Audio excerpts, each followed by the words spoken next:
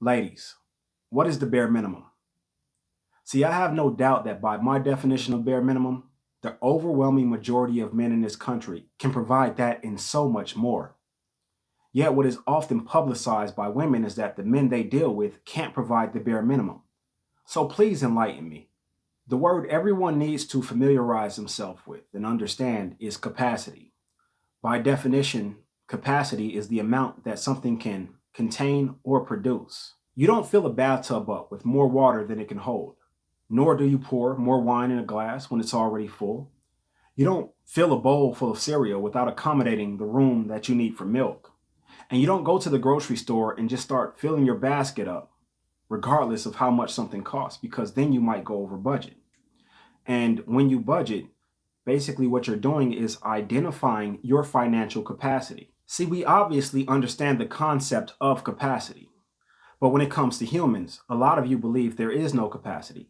What needs to be understood is that not only does everyone have a capacity, but also we have different capacities than others. Men are the same way.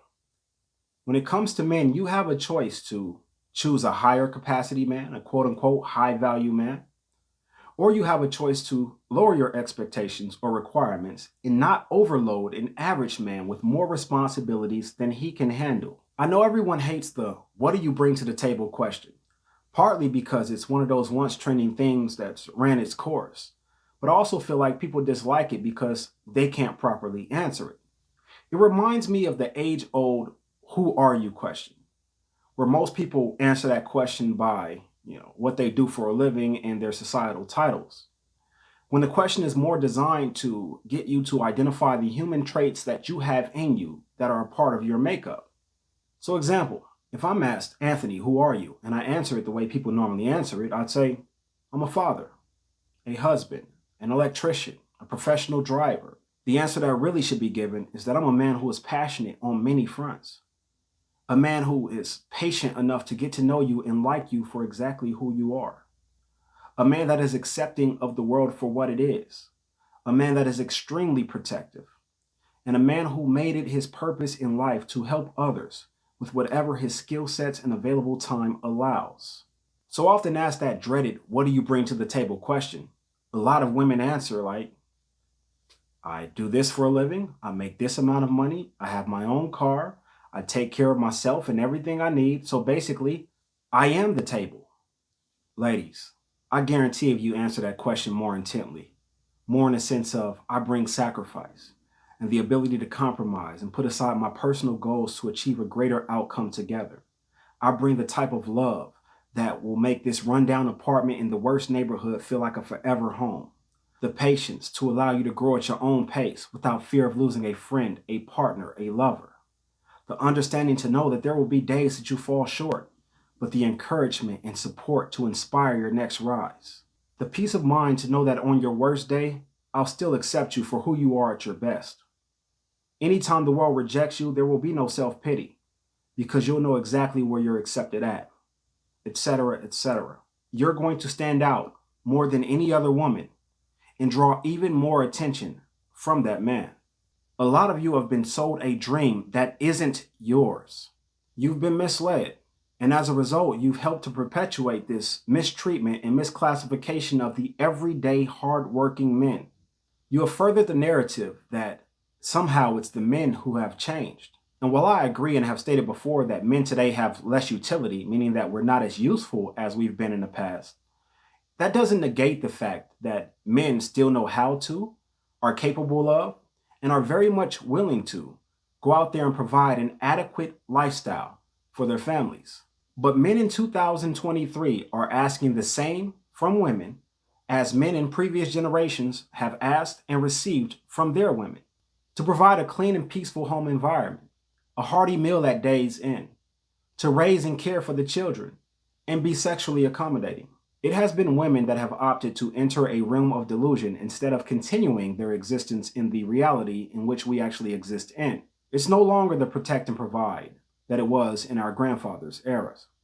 Women, your grandfather was able to come home, put the money on the table, and your grandmother would do what she needed to do with that money, whether that was pay rent with this check or pay utilities with it. She'd pay off the tab at the grocer, and whatever else was left, she put back in that man's pocket and didn't question where he spent it or what it was spent on. If he was short, she'd bake pies or go do someone's laundry or clean a wealthy person's home to make that ends meet.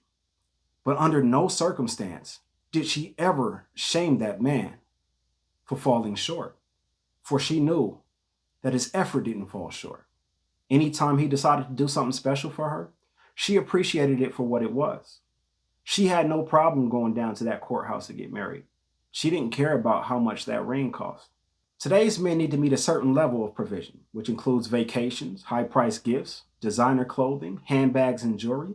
And this is all before the proposal, which better come with a certain carat diamond ring and a budget that allows her dream wedding to follow. They need to be able to provide luxury vehicles and homes with all the latest amenities and the best zip codes, complete with a chef and cleaning staff, a private education, tutors, and nannies for the kids. They have to be street smart and college educated, thuggish and corporate, physically fit and tall and kneel before you like a peasant to a queen in public, but handle you sternly like a king in the bedroom.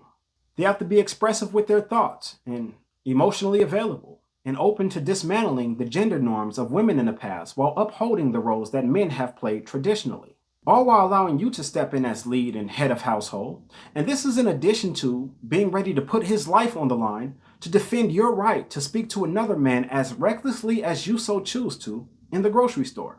Now, I'll admit, when I was writing this, I felt like I was putting a little bit extra on. But did I really? You don't have to look any further than online dating shows like The Pineapple Show or Kendra G's Singles Live to see delusion beyond belief. And more so Singles Live, because the majority of the women that are featured on that show is what society would label as busted. At least Melly Monaco does a good job of vetting women and making sure that the woman that she features could be labeled as hot, sexy, beautiful, or gorgeous before she presents her to the world. But at the same time, you can't get upset at Kendra G for the way these women decide to cam up and present themselves. And I don't want to blame this person specifically because I'm sure women have come out with lists before then. But when Chilli from TLC came out with her reality TV show documenting her dating experiences, she came out with a big list of things that a man needed to be in order to date her. A list that even her friends thought were a bit much. And that helped to create this I'm the prize notion that women walk around with today. And I'm not sure of everything that was on that list, but I'd be willing to bet that Matthew Lawrence didn't check every box on that list. And that's no disrespect to him because he has nothing to do with this. And hell, that's no disrespect to Chilli because, that was 10, 15 years ago. I'm sure things have changed. Her perspective has changed. Her requirements have been lowered. I'm pretty sure the way that she looks at men is different from back then.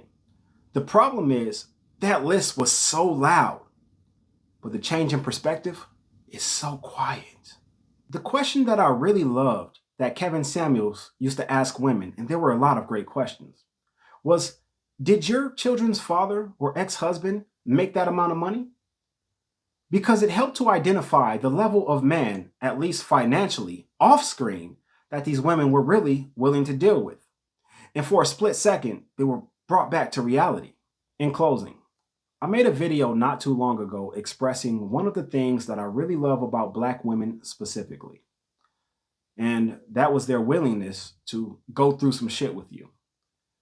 When I look at the relationship that I've enjoyed for the last 19 years with my wife, I know for a fact that this relationship would not have lasted this long if that wasn't the case. Because she has seen me climb and fall so many times. And I've received a greater level of love, encouragement, and support on every ascension. But that inspires me to get up and climb every day, climb to newer heights, even when I feel like resting at the height I'm at. I encourage women of every age to embrace the building process and the challenges that it presents. Because when you show a man that you're willing to go along that process with him, you will never see and you will never receive the bare minimum from that man, especially in the effort category. So if that's what you feel like you're getting from that man, well, then my question to you changes. It's no longer what is the bare minimum. It's, are you doing what it takes to deserve more than the bare minimum? Or is he getting bare minimum effort from you?